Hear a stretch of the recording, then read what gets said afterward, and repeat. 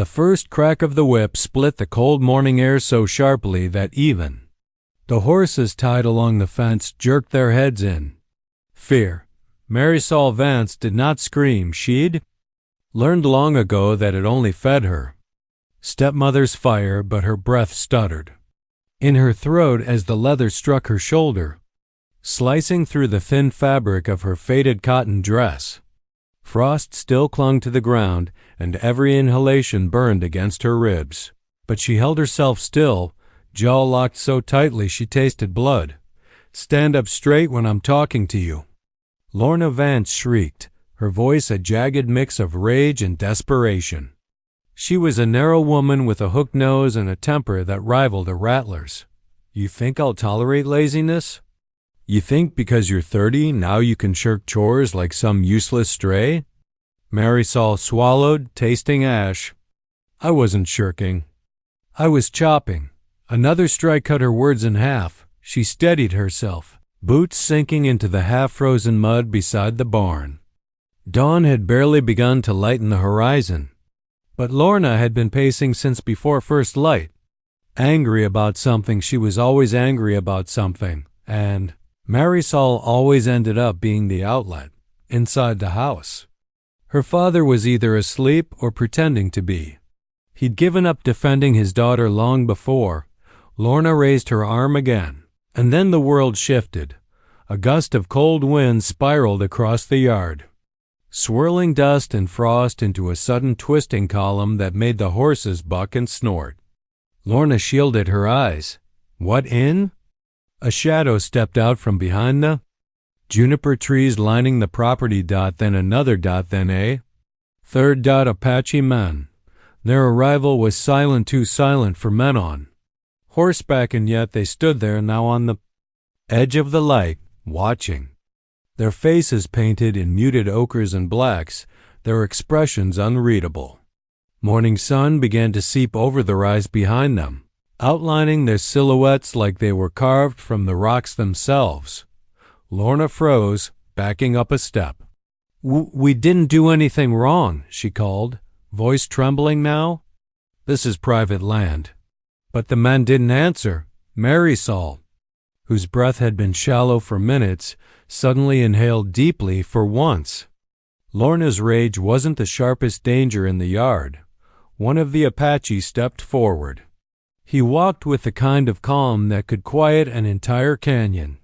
Tall, broad-shouldered beneath a dark hide coat lined with fur, hair long and black as obsidian, braided loosely down his back. Sunlight glinted off the turquoise necklace resting against his chest. When he looked at Marisol, his gaze seemed to cut through the bruises and dirt as though seeing something Lorna never had. His voice was low, steady. "I heard the sound from beyond the ridge. The sound of a woman being struck." Lorna lifted her chin, though her hands shook. "This is family business."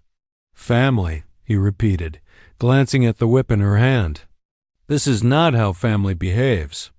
The yard held its breath. Lorna pointed the whip toward Marisol. "She's lazy, good for nothing, been a burden since her mother died. Someone has to keep her in line." The Apache man's gaze sharpened, darkening like a storm rolling over a plain. "You beat her like she is an animal."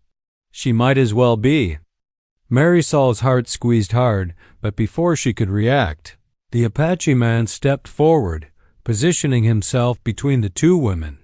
He spoke quietly, but every word struck like a hammer. "Sell her to me instead." Silence crashed over the yard. Lorna blinked rapidly. "Sell? What? Why would you?" "She deserves respect."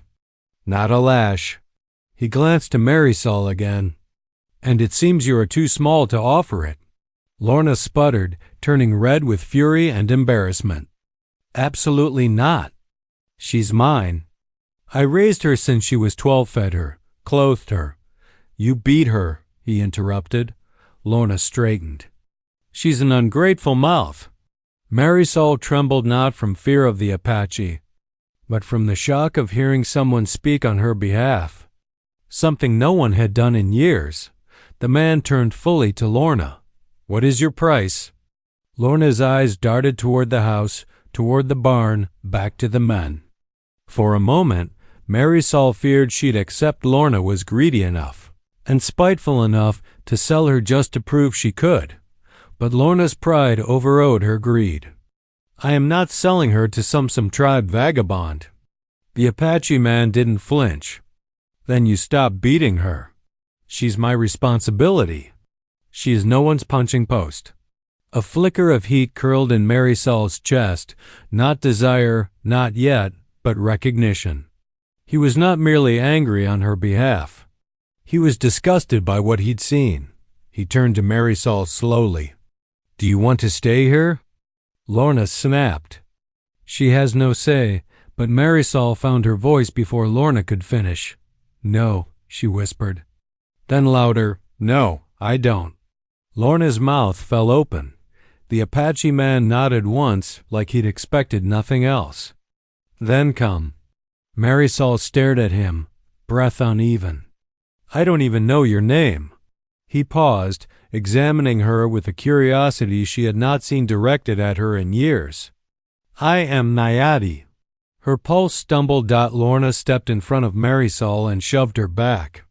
She is not going anywhere with you. And if you step foot on this property again, A sudden arrow struck the ground at Lorna's feet. Quivering, the other Apache men had drawn their bows. Nayati didn't look back at them. We do not harm women, but we protect our own. I'm not yours. Lorna spat, but she is under my protection now. Marisol felt her knees weaken not at the threat, but at the weight of those words. Under my protection. No one had ever offered her that. Not since her mother's death 18 years earlier. Nayati held out his hand. Marisol hesitated only a moment before stepping around Lorna. Marisol. Lorna screeched, grabbing for her arm. But Nayati moved with lightning reflexes, catching Lorna's wrist mid-air. He didn't squeeze, just held it with an iron steadiness. Touch her again, he warned softly, and you will answer to more than just me. Lorna yanked her hand back as though burned. Marisol walked toward Nayati, each step shedding years of fear. She didn't know where she was going, didn't know what awaited her, but she knew what staying meant, and anything beyond that gate was mercy by comparison. Nayati led her toward the horses. His men lowered their bows but kept eyes on Lorna. Marisol's voice trembled as she spoke. Why? Why did you step in? Nayati adjusted the reins of his stallion, a massive dark horse with a white blaze across its nose. No one should be beaten where the earth can hear it. She blinked. The earth? It remembers things. He lifted her onto the horse with ease, his hands effortlessly strong around her waist. Cruelty leaves a stain. I do not allow it on my lands, so you brought me with you? I offered a way out, he said simply.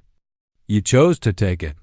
As they mounted, Lorna screamed behind them, calling Marisol ungrateful, foolish, stupid. After the first few seconds, her voice became small, swallowed by the vastness of open land. Marisol looked back once, just once, and when she faced forward again, there were tears in her eyes. Nayati pretended not to notice, but pressed the back of his hand gently against hers where she held the saddle horn. The pain will lift, he murmured. I don't think it ever has, she whispered. Then we begin new. The Apache riders formed a protective circle as they guided their horses down the sloping ridge, the ranch shrinking behind them. Dawn spread across the desert plains like liquid gold. The cold wind bit her cheeks, but she didn't shiver this time. For the first time in years, Marisol wasn't trembling from fear. She was trembling from the realization that her life, her entire life, had just split into two, the years she survived, and the years she had yet to live, and the Apache man beside her, with the storm-still eyes and turquoise necklace, was somehow tied to the second half, but she didn't know that the trouble she'd left wasn't the only danger waiting, and she certainly didn't know that. Nayati had secrets of his own ones that began long before he ever heard the sound of a whip cracking through the cold morning air. The desert wind stung Marisol's cheeks as the Apache riders moved deeper into their lands, but she held tight to the saddle, refusing to look back again at the ranch she'd left behind. Every jolt of the horse rippled through her bruised shoulder, but she didn't complain. The pain felt almost distant now, drowned beneath the strange, overwhelming sense of safety she felt encircled by Nayati's men. Nayati kept his horse close to hers, guiding without crowding. "If you need to rest," he said quietly, "we stop." "I'm fine," Marisol answered, though her voice rasped. "I've ridden before." "Ridden," he repeated with a hint of skepticism, eyeing the way she clutched the horn. "I didn't say I was good at it," she muttered. And to her surprise, he gave a short, soft laugh. It startled her. She hadn't heard a man laugh near her without bitterness or mockery in years. She didn't know what to do with the sound. They rode for another hour across the wide Arizona plains until the earth shifted into rockier terrain. Jagged cliffs rose like massive stone sentinels, and the air grew heavier with the smell of juniper and distant rain. Finally, Nayati lifted a hand. The riders halted. "We walk from here," he said. "The horses will follow." Marisol dismounted, her legs wobbling like she'd stepped off a ship. Nayati steadied her with a hand beneath her elbow. His touch was warm despite the winter wind. "You're hurt more than you show," he murmured. She swallowed and nodded once. "I'm used to it." He looked at her a moment longer, something unreadable tightening in his expression, then released her gently. "Come, the path is narrow." They climbed between two weathered cliffs, and as the gap widened, Marisol gasped. Out below them stretched a hidden valley, lush, green, alive. A thin river wound through it like a silver ribbon, and dozens of lodges dotted the flatland in careful clusters. Smoke rose from cooking pits, and voices drifted up, children laughing, women singing, men speaking in calm, deliberate tones. She blinked. "I didn't know a place like this existed out here." "That is why it exists," Nayati answered. "Hidden from those who would destroy it." One of the riders behind them grunted. "Not hidden if her people come looking." Marisol stiffened. Nayati turned slightly. "Kohan," he said warningly, "she is not her people." Kohan shrugged but said no more. Marisol followed Nayati down the ridge, feeling dozens of eyes turn toward her as they approached the valley floor. Elderly women paused their weaving. Hunters sharpening knives looked up mid-scrape. Children, mid-race, skidded to halts, staring wide-eyed. The air pulsed with curiosity. And something else. Something sharp. She whispered, "They don't want me here." "They will," Nayati said, though his jaw tightened. In time. A small boy with wild black hair scampered up, tugging on Nayati's coat. He spoke quickly in Apache, glancing nervously at Marisol. "He asks why I brought you," Nayati translated. "He asks if you are a prisoner." Marisol's chest tightened. "What did you tell him?" "That you are under my protection," he said simply. "And that is all they need to know." The boy nodded seriously at her as though accepting that answer and ran off again. But as they neared the largest lodge in the valley, several older men stepped forward. Their presence quieted the area instantly. One of them, tall with a face deeply lined by sun and age, pointed his staff toward Marisol. Nayati bowed his head briefly. "Elder Kachada." Kachada's gaze swept over Marisol, lingering on her bruised cheek and torn dress. "You bring a white woman to our home," he said, voice deep like cracking wood. "Why?" Marisol felt her pulse flutter. She didn't belong here. She would never belong here. Nayati stepped between them. She was being beaten. I intervened.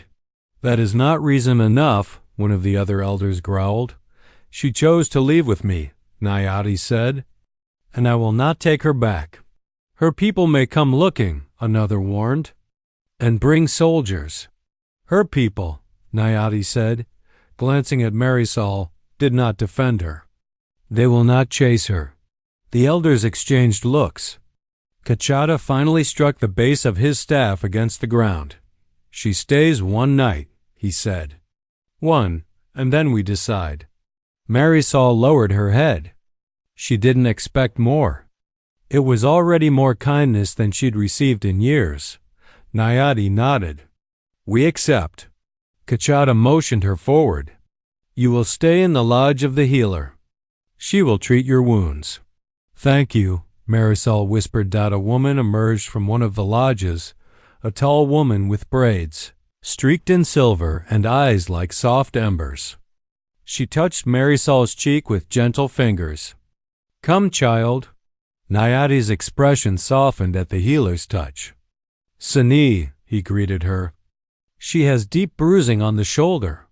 I can see, Sani murmured, guiding Marisol away. You did well bringing her. Marisol heard the faintest sigh escape him. Inside the lodge, the warmth was almost overwhelming. Sani sat Marisol down, removed her dress's torn sleeve carefully, and clicked her tongue at the welted skin underneath. How long has she beaten you? The healer asked. Marisol looked away. A long time. And your father? He pretends not to hear. Sani applied a salve that smelled of pine and earth. Marisol hissed sharply. It will sting, the healer warned, but it will pull the heat from the wound. Outside, she heard voices rising. Nayati's, deep and controlled. And Kohan's sharper. You brought trouble, Kohan snapped. I brought a woman who needed saving, Nayati countered. She is not one of us. She is under my protection, Nayati repeated, tone flattening into steel. That is the end of it. Marisol's breath caught. The way he said it like a promise, like armor made something old and fragile inside her quake. After tending her wounds, Sani offered her a bowl of stew. Eat, child. Then rest. Marisol ate slowly, savoring the warmth that spread through her chest. Thank you, she murmured. Sanai acute smiled. Nayati has a bold heart, sometimes too bold. But he does not act without reason. What reason would he have to help me? Marisol whispered. That is a question for him, Sani said gently. Not me. Marisol lay down on a pallet of furs, exhaustion washing over her, but sleep did not come easily. Outside, the elders gathered around a fire, their voices drifting through the night. She is trouble, Kohan argued. White trouble. She is hurt, Nayati answered. And harm done to a woman is harm done to all. This is not your responsibility, another man said. Your mind has been clouded since. Enough. Nayati's voice cut sharply, carrying authority. Her stepmother would have killed her eventually. I will not leave her to that fate.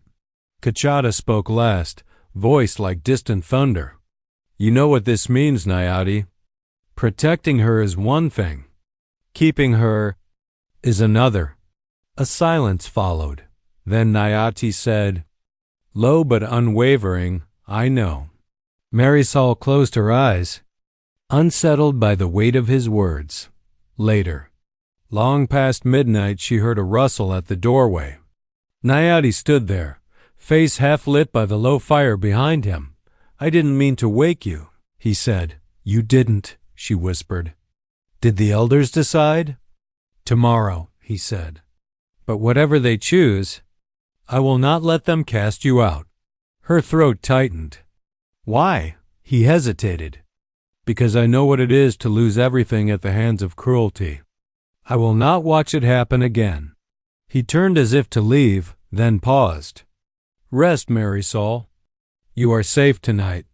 When he disappeared from the doorway, she lay awake long after, her thoughts spinning. Dawn arrived with tense stillness.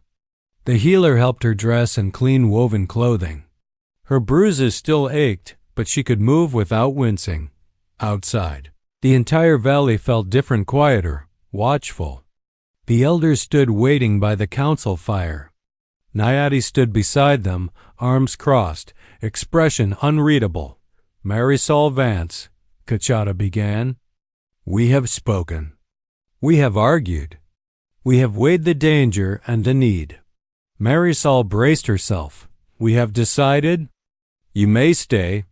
Her breath rushed out in a gasp. "But," Kachata continued, "only under the guardianship of the man who brought you, the one who claimed responsibility." She turned to Nayati, worry flickering in her chest. "You don't have to. I already did," he said quietly. Kachata lowered his staff. "Nayati, she is now your charge. Her actions reflect on you. Her dangers become your dangers." "I accept," Nayati said. Marisol swallowed hard. "And what does that make me?" Kachata met her eyes. "It makes you under his roof, under his protection, and under his fate." The full meaning of those words hit her like a sudden storm.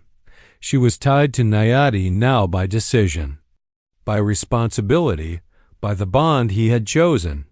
And far beyond the valley, beyond the cliffs and desert, Lorna Vance was pacing her ranch in rage, telling anyone who would listen that her stepdaughter had been stolen by nightfall. Her lies would reach men who carried rifles, and Marisol had no idea that danger was already moving toward them, danger deadlier than any whip and driven by a hatred far older than hers. The wind carried the smell of rain as afternoon shadows stretched across the hidden valley. Marisol helped Sunny grind herbs outside the healer's lodge, each rhythmic crush of the stone against the bowl easing her nerves. She'd been in the Apache village only one day, yet the quiet here felt safer than all her years with Lorna combined. Still, she felt eyes on her, curious, questioning, some hostile, some uncertain. Every time she glanced up, someone was watching. Sunny noticed. "They will get used to you," she said gently. Marisol shook her head. "I'm not sure they trust Nayati's decision." Sunny smirked. "They don't trust any decision at first. This is a careful people. They weigh everything." Marisol managed a small smile. "Does Nayati care what they think?" "Oh, he cares," Sunny said, grinding the herbs with more force. "But he will never show it." Marisol paused. "He's been kind to me." "Kindness is not new to him," Sunny said slowly. "But responsibility, that is something he carries heavily." Before Marisol could ask what she meant, a shout erupted from the center of the village. Men rushed toward the lookout ridge, speaking quickly in Apache. Sunny stood, frowning. "Something's wrong." Marisol felt her pulse spike. "What is it?" "Stay here," the healer ordered, but Marisol stepped out into the open anyway, straining to hear. Nayati appeared from the far side of the camp, expression carved in stone. He spoke with Kohan and two other warriors in low, clipped tones. Marisol couldn't hear their words, but she recognized fear when she saw it. She approached cautiously. "Nayati?" He turned immediately. His eyes softened for the briefest second. "You should be in the lodge. I need to know what's happening." He hesitated. "Someone rode into the valley." Her heart stuttered. "Rode in? Who?" "We do not know.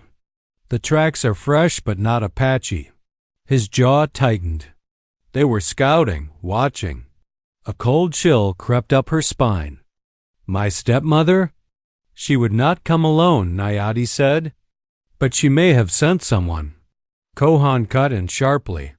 "You should have left her where she was." Nayati's voice hardened. "Say that again." Kohan stepped forward. "She brings danger. The elders warned you, and I accepted the risk." Kohan scoffed. "Easy to accept when the danger is not yet at your door." "It is at mine," Nayati snapped, "and I am prepared." The two men stared each other down, muscles tensed like coiled ropes. Marisol watched, helpless. feeling herself become a source of fracture in a world she barely understood. Finally, Kachada approached them, staff tapping against the ground. "Enough," the elder commanded. "Kohan, stand down." Kohan muttered something under his breath but obeyed. Kachada turned to Nayati. "You brought her under your protection. Now protect wisely." "I will," Nayati said. Marisol's voice shook as she stepped closer to him. "I'm so sorry. Do not apologize," he cut in, softer this time. "You did nothing wrong. This is happening because of me." "No," he said firmly. "This is happening because your stepmother would rather destroy what she cannot control." His words cracked something inside her. Before she could respond, Sani hurried over. "Nayati, the children must be brought inside the lodges." "If someone is scouting, I know," he said. "We prepare tonight." The village shifted into motion. Women gathered children, men armed themselves, elders whispered prayers as the sun dipped lower. Tension knotted through the air like thick rope. Marisol helped where she could, carrying baskets, calming frightened toddlers, fetching water, but her hands trembled. The guilt weighed on her like a stone dot as dusk deepened. Nayati found her alone by the river, staring at the rippling surface. Soft light glinted along the turquoise around his neck. "You shouldn't be here alone," he said quietly. "I didn't want to be watched," she answered, kicking at a pebble. "Everyone keeps looking at me like I'm danger." "You are not danger," he said. "You are the reason danger might come. There is a difference. It feels the same." He stepped beside her, letting silence settle for a moment. The river murmured softly. "Marisol," he said finally, "listen to me. My people have faced soldiers, raiders, hunger, drought. We survive. We always have. One scout will not undo us. But what if Lorna brings more?" Marisol whispered. "What if she brings the sheriff? Or men willing to believe whatever lies she tells them? Then we will send them away." She shook her head. "You don't understand her. Lorna doesn't give up. She twists everything she touches. She say you kidnapped me. She say I was forced. Were you?" "No," he nodded. "Then I will say that. And I will not let them take you." Her throat tightened. "Why? Why are you doing this for me? You don't even know me." He studied her face with steady eyes, the kind that seemed to see not just wounds but everything beneath them. "I know suffering when I see it," he said quietly. "And I know who causes it." A tremor ran through her. He meant it. She could feel it radiating from him like heat. Before she could speak, Kohan approached from behind, face grim. "Nayati, tracks again." Closer this time. Nayati straightened instantly. "Where?" "Near the eastern ridge." "They didn't come down, but they're watching." Marisol's stomach twisted. "It's her." "I know it is." Nayati touched her shoulder gently. "Go to Sani. Stay inside tonight." She nodded, though dread clawed inside her. San Iye acute welcomed her back into the lodge, giving her a blanket and warm drink. But Marisol paced like a trapped bird, listening to the distant voices of Apache men preparing for the unknown. Night fell heavy and cold, the kind that makes every sound sharper. Hours passed. Then a sharp whistle echoed across the valley. Warriors rushed toward the ridges. Sani grabbed Marisol's arm. "Stay here," she ordered. "What's happening?" Marisol gasped, but the healer didn't answer. Footsteps thundered outside. Marisol ran to the doorway despite Sani's protest. Campfires burned low, casting long shadows. Nayati stood at the center, bow in hand. Eyes locked on the ridge above where a lone figure sat on horseback, silhouetted, unmoving. Marisol's breath hitched. "No, no." The rider raised a lantern. In the flickering light, Marisol recognized the shape of the hat. The stance of the body. Lorna. Hatred churned inside Marisol, not fear this time, but disgust so deep it hurt. Nayati's voice rose, cold and commanding. You are trespassing on Apache land. Lorna's laughter floated down the ridge, sharp and venomous. I'm here for what's mine. Marisol stepped forward, voice shaking with anger. I am not yours. Oh, you think you can run? Lorna spat. You think you can leave me? After all I've done for you? Marisol felt the words stab deep. You did nothing but hurt me. I fed you, housed you, and this is how you repay me? You leave with a savage? Nayati drew an arrow, fury burning in his expression. Watch your tongue. Oh, I know all about you, Lorna hissed. And I brought someone who wants to talk. Another rider stepped forward. Marisol froze. Sheriff Harlan. His hand rested on his holstered gun. Nayati, he called down. You're accused of abducting a woman from her lawful guardian. We're here to retrieve her peacefully. I was not abducted. Marisol shouted. Lorna snarled. You were misled. She's confused. Look at her, she's hurt, bruised. Obviously mistreated. That was you, Marisol said with shaking fury. You did that to me. But the sheriff didn't look convinced. His eyes flicked between them cautiously. Nayati's voice lowered to a growl. You will not take her. The sheriff's tone hardened. Nayati, don't force this. We have more men coming at dawn. Then dawn will meet us armed, Nayati said. Lorna smirked, triumphant. See, he's dangerous. Marisol stepped beside Nayati, trembling but defiant. I'm staying. The sheriff frowned deeply. Miss, this is a complicated matter. It's not, she said. I'm not going back. Lorna screeched, ungrateful. Leave, Nayati commanded. The sheriff hesitated, assessing the number of warriors aiming arrows at him. After a long, tense moment, he raised a hand. Fall back, he told Lorna. We come at sunrise. No. She barked, but the sheriff pulled her horse away by the reins. The two riders disappeared into darkness. Nayati lowered his bow but did not relax. Sani whispered nearby. This will not end with sunrise. Marisol felt her breath shatter as she stared toward the ridge. Tomorrow, Nayati said quietly, we fight for truth. But inside her chest, fear and hope tangled violently because she knew Lorna, and Lorna never came for something without intending to destroy it. Dawn crawled toward the valley in slow, muted shades of gray. The air was cold enough that Marisol could see her breath as she stepped out of Sani's lodge, pulling the woven cloak tighter around her shoulders. She hadn't slept not for a single minute. Fear, guilt, and a rising tide of dread circled inside her like vultures. Across the camp, Apache warriors stood ready with bows, spears, rifles, whatever weapons they owned. Women gathered children inside the far lodges, whispering hurried prayers. The entire valley had transformed overnight into a settlement bracing for war.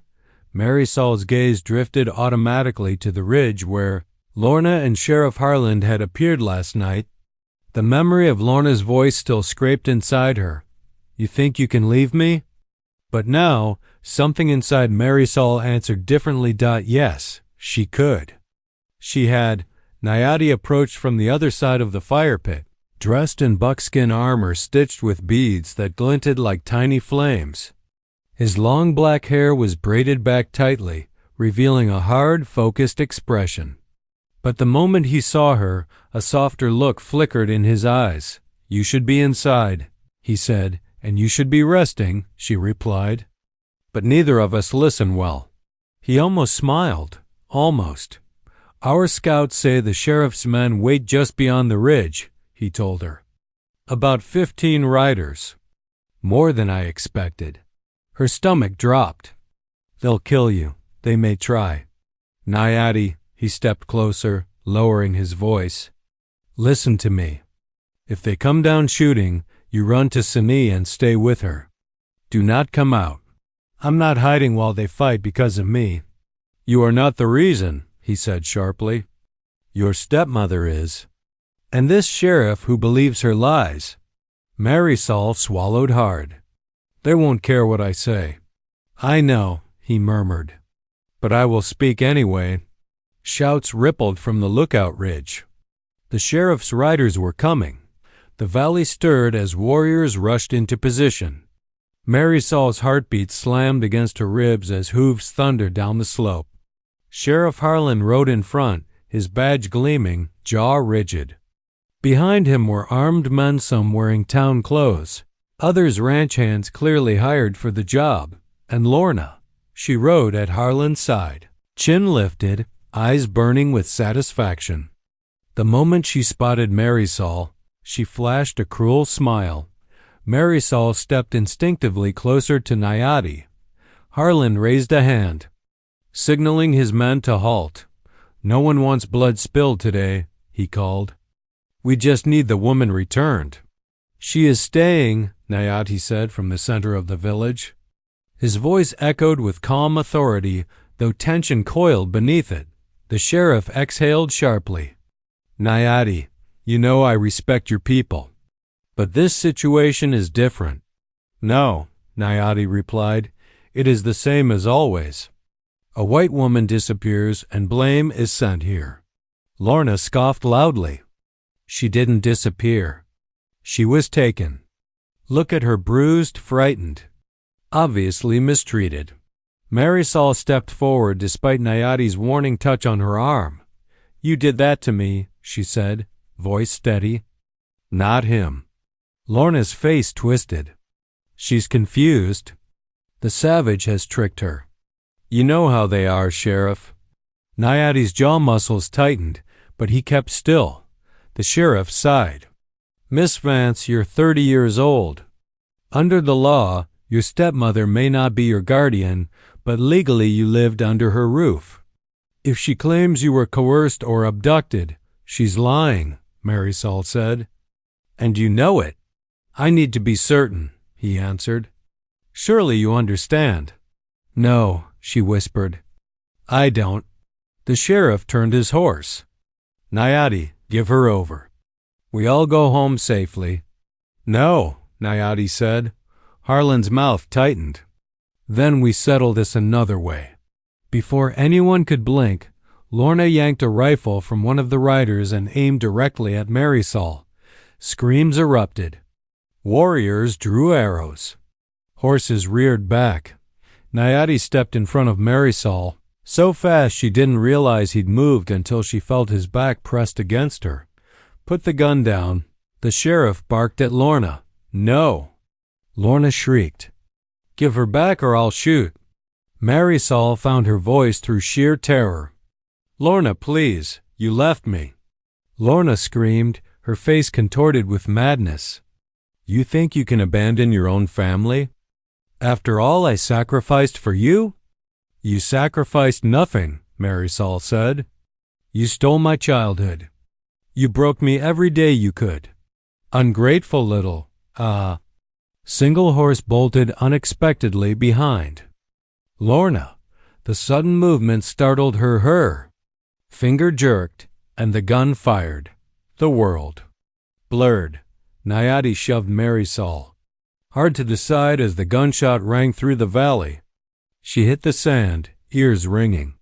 She gasped, twisting around, heart slamming. Nayati staggered. Blood blossomed across his side. No. The word broke out of her like a wail. Nayati. He dropped to one knee, gripping his ribs. Chaos erupted. Apache warriors released arrows, sending the sheriff's riders scrambling. Horses panicked. Smoke filled the air as gunfire roared back and forth. Marisol crawled to Nayati's side. No, please stay with me. He gritted his teeth. Stay down. I'm not leaving you. He winced as bullets cracked against the rocks. Marisol go. Instead, she did the opposite. She stood right there in the open. Stop shooting. she screamed, voice ripping through the battle. Stop! Arrows paused mid-flight. Guns lowered a fraction. Even the sheriff froze. Lorna stared at her like she was a ghost. What are you doing? Get over here. No, Marisol said quietly. Get over here. Shoot me, Marisol said, stepping toward her. If you want me that badly, do it. Lorna blinked in shock. The sheriff grabbed her rifle. Enough, Lorna. You've done enough damage. She's mine. She's not, Marisol said. I don't belong to you. I never did. Lorna lunged as if to grab her, but the sheriff restrained her with both arms. You're under arrest, Lorna Vance, for assault with intent to kill. What? No, I shot at him, not her. That makes it worse, the sheriff growled. You shot a man protecting her. He turned to Nayati's warriors. We're leaving. Stand down. The riders backed away slowly. Tension thick but no longer erupting. Lorna thrashed like a wild thing, screaming Marisol's name, promising revenge, promising ruin, but the sheriff dragged her up the ridge, her voice fading with each step. Finally, they disappeared over the crest. Silence fell. Trembling and raw Marisol fell to her knees beside Nayati. Sini, she cried. Help! The healer rushed forward with two young women carrying bundles of herbs and cloth. They pressed their hands against Nayati's wound, speaking quickly. Is he? Marisol choked. He lives, Sini said firmly. The bullet passed through. It is bad, but not fatal. Relief hit Marisol so hard she sobbed. Nayati's hand found hers weakly. I told you. To hide. She squeezed his fingers. I'm done hiding. His lips curved faintly. Good. Over the next hours, the village cleaned the battlefield, tended to the wounded, and reclaimed the valley's stillness. Night fell gently, like an apology from the sky. Inside Nayati's lodge, Marisol sat beside him as Sini finished bandaging him. He needs rest, the healer said. Talk later. But as soon as she left, Nayati opened his eyes again. You saved us, he murmured. Marisol shook her head. You saved me first.